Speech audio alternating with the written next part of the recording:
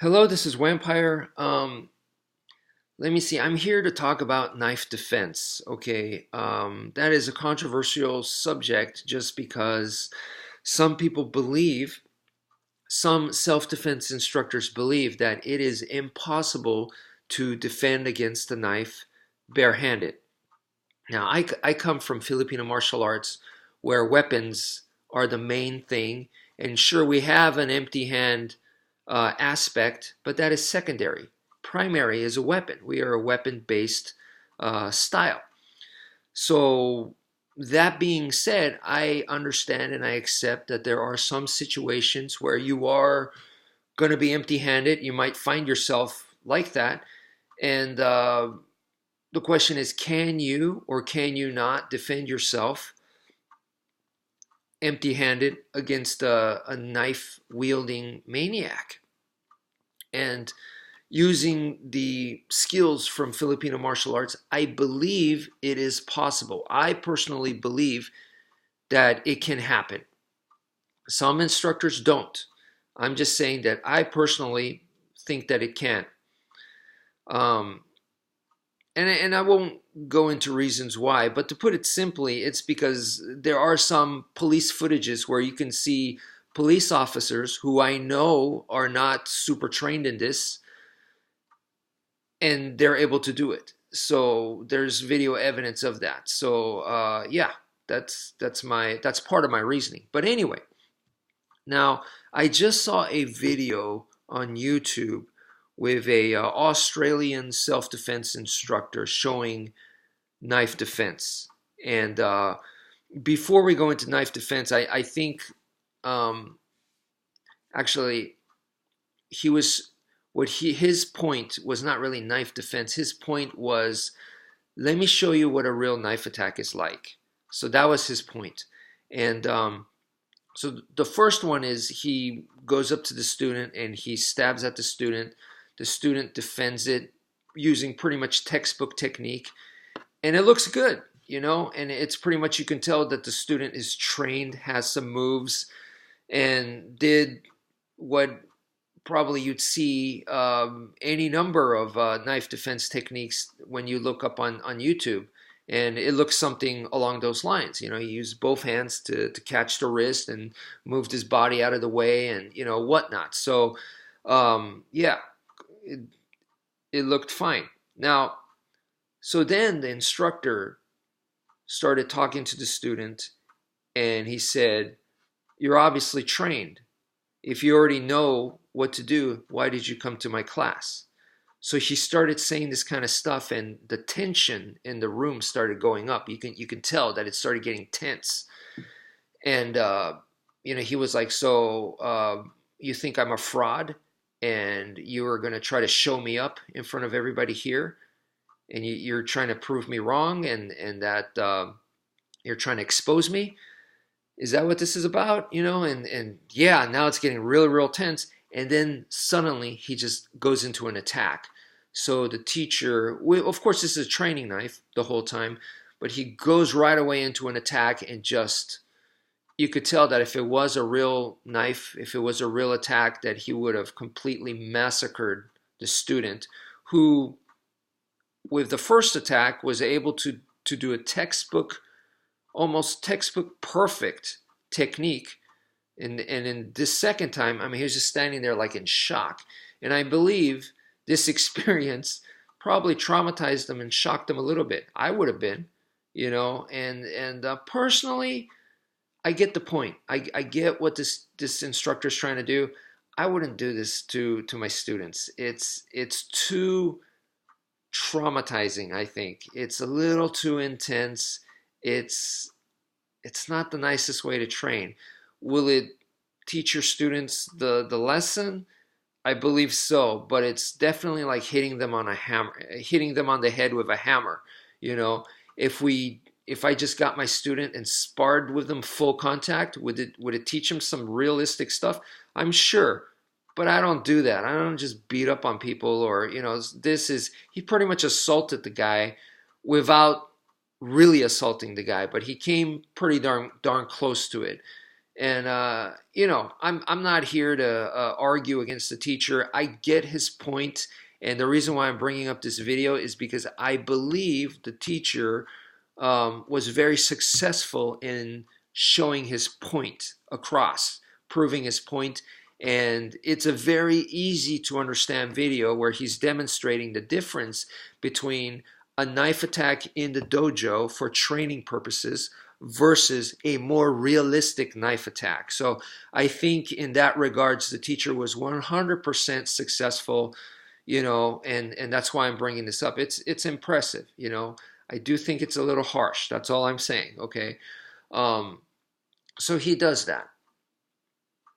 Now, the first time I realized this, the difference between training and the difference between more realistic, real life type knife attack was when I was training in Aikido back in college. I remember one class where we did knife defense, and then after the class, my buddy was very excited. He was like, "Wasn't that an awesome class? And now I feel like I could defend against a knife attack." And I said to him, I don't feel confident at all. In fact, I kind of feel the opposite. I feel more discouraged. And he was like, "What do you mean? You're more skilled than I am. And we just spent the whole class doing it. So you don't think what we did is going to work in real life?" And I said, "Look, I don't know about you, but for me personally, I know that I can't pull that off. What we did in class today, I can't pull it off in real life."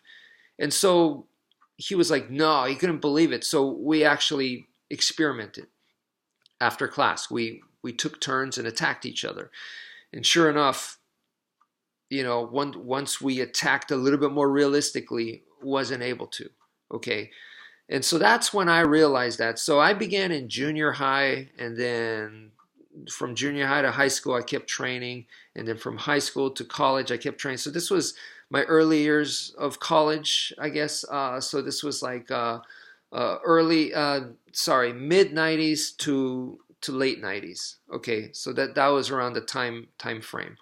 And of course, I've been training martial arts since. I've never stopped. Once I started, never stopped. And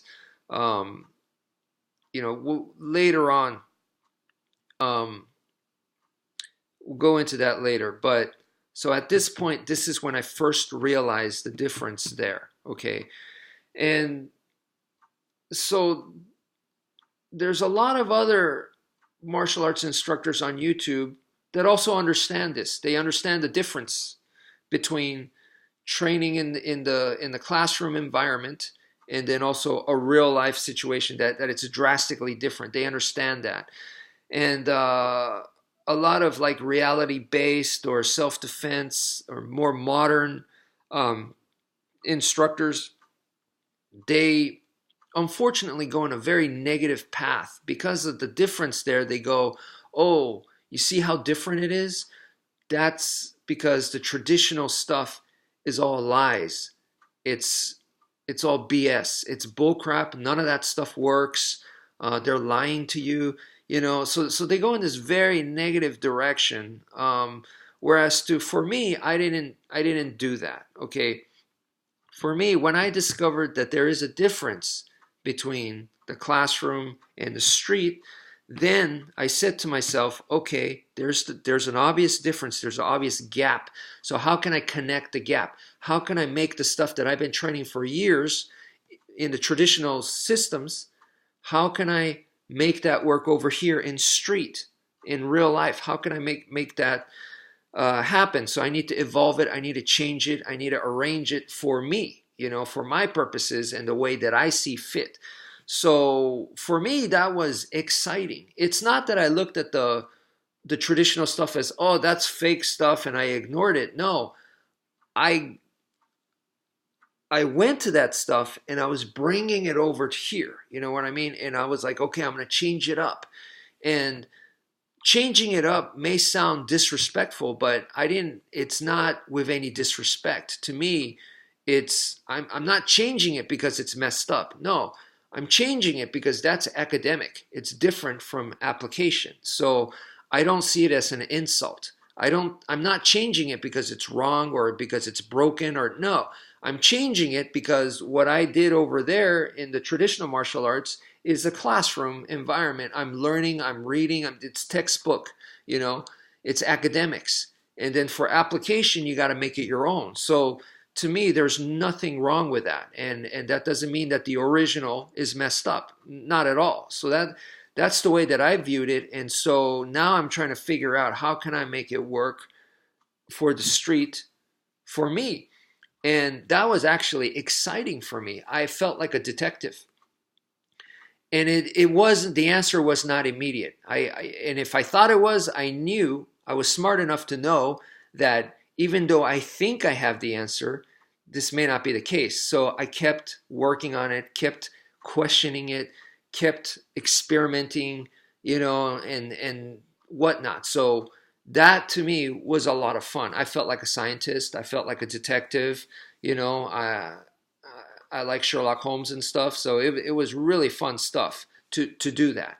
And to me, that's part of the martial path.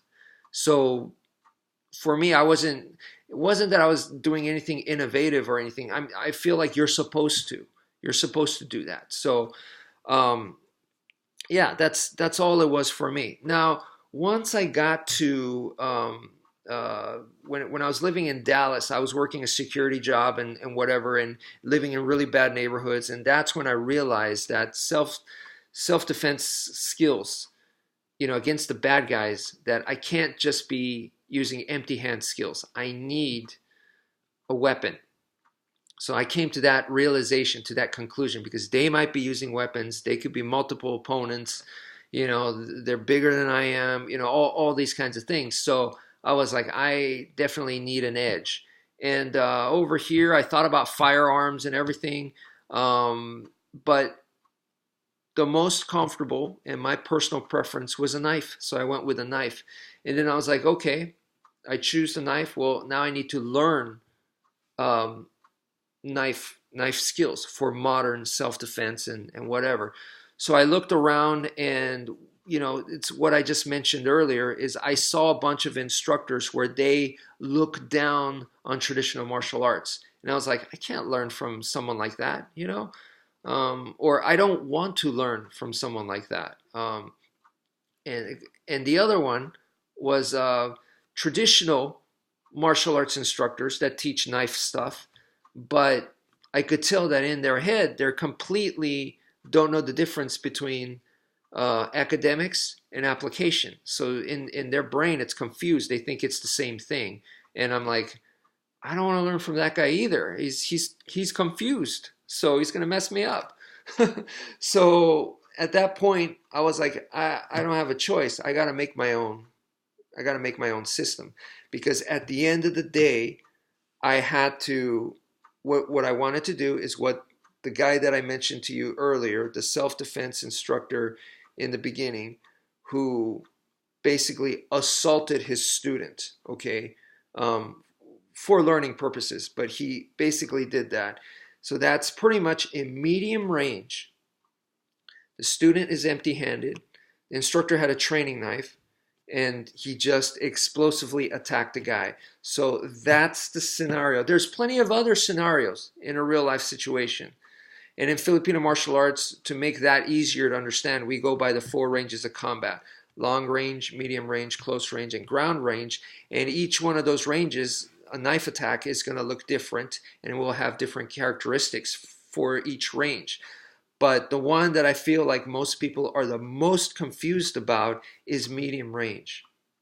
So right there in medium range, how do you defend against a crazy knife guy who's going to come at you like that with just anger and hatred?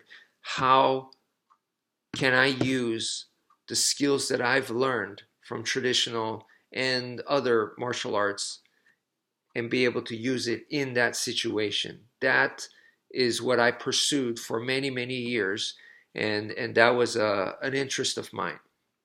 So anyway, you know, I just wanted to bring up this topic, and maybe it's interesting for you guys, and um, so I'll just leave it at that for now. So anyway, thank you for viewing, and take care, folks.